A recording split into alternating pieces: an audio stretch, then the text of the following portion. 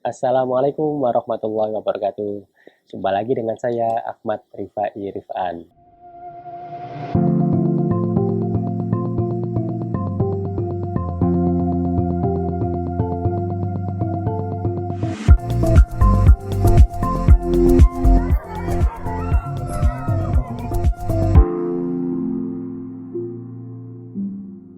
Kali ini kita akan membahas tentang gimana caranya supaya kita bisa produktif sekali dalam menulis.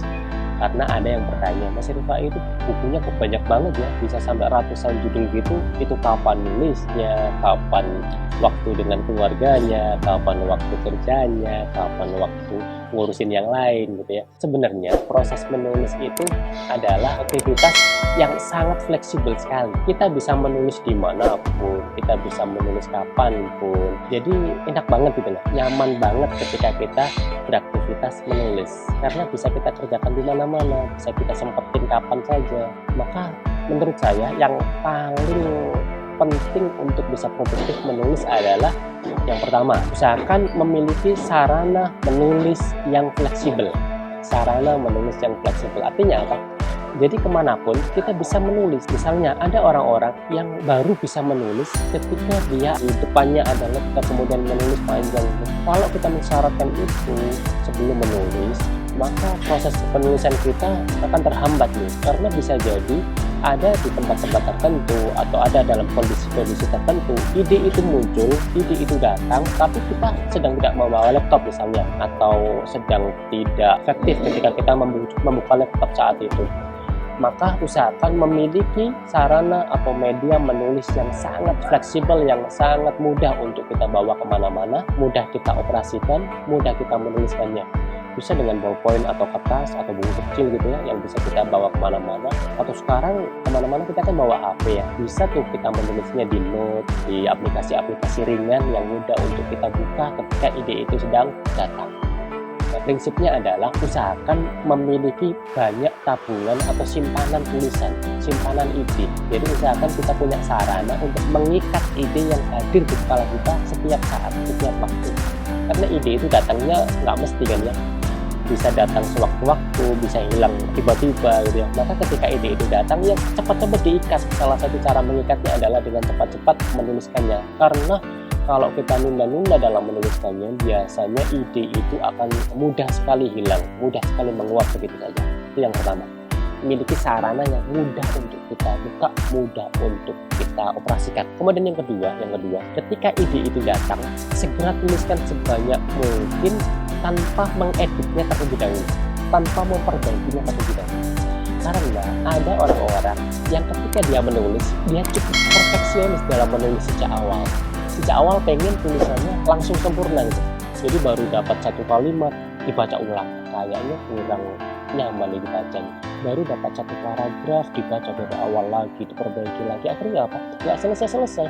Padahal idenya masih banyak, tapi karena dia mengeksekusi satu paragraf, satu kalimat, beberapa kalimat sudah langsung diedit terlebih dahulu, akhirnya dia kehilangan ide-ide berikutnya yang itu jauh lebih penting untuk segera dituliskan daripada kita memperbaiki tulisan sebelumnya. Maka menurut saya yang paling penting adalah segera detailkan poin-poin ide tersebut, detailkan dalam bentuk poin-poin terlebih dahulu, meskipun masih belum nyambung gitu ya antar paragraf satu dengan paragraf berikutnya, masih loncat-loncat misalnya, usahakan untuk dituliskan terlebih dahulu. Jangan memperbaiki atau merevisi atau mengedit tulisan kita terlebih dahulu sebelum semua ide itu kita ekspresikan, kita ungkapkan dalam bentuk tulisan. Setelah semua ide sudah kita curahkan, setelah yang ada di kepala kita ini sudah kita ungkapkan dalam bentuk tulisan, baru itulah saat yang tepat untuk mengedit tulisan kita. Maka jangan buru-buru mengedit sejak awal, merevisi sejak awal. Itu nanti, tugas kita nanti setelah tulisan kita selesai. Itu yang kedua. Kemudian cara berikutnya supaya kita bisa produktif sekali dalam menulis, tentu saja targetkan.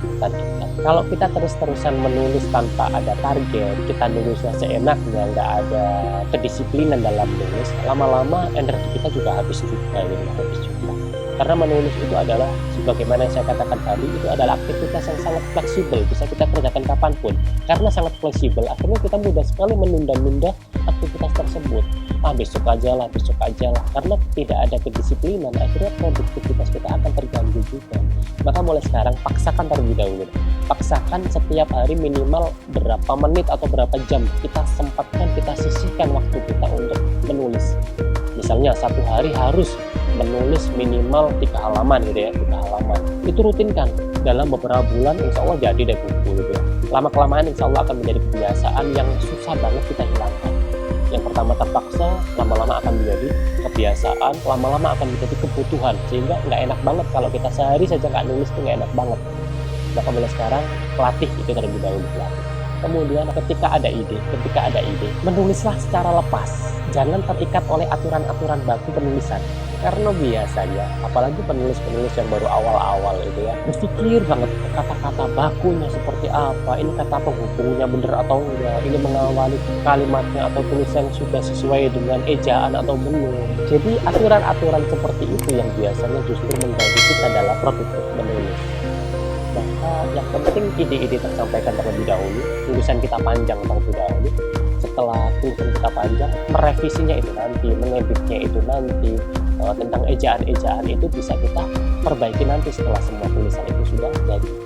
Jadi seperti itu ya. Yang penting segera tuliskan semua ide-ide kita terlebih dahulu selepas mungkin. Jangan ada pikiran kita jangan terganggu oleh gimana ya tulisan saya bisa dinikmati atau enggak, ini nyaman atau enggak dibaca. Itu nanti setelah tulisan itu sudah jadi. Karena biasanya pikiran-pikiran itu yang mengganggu kita dalam proses penulisan. Mungkin itu video kali ini teman-teman sekalian, kurang lebihnya mohon maaf. Assalamualaikum warahmatullahi wabarakatuh.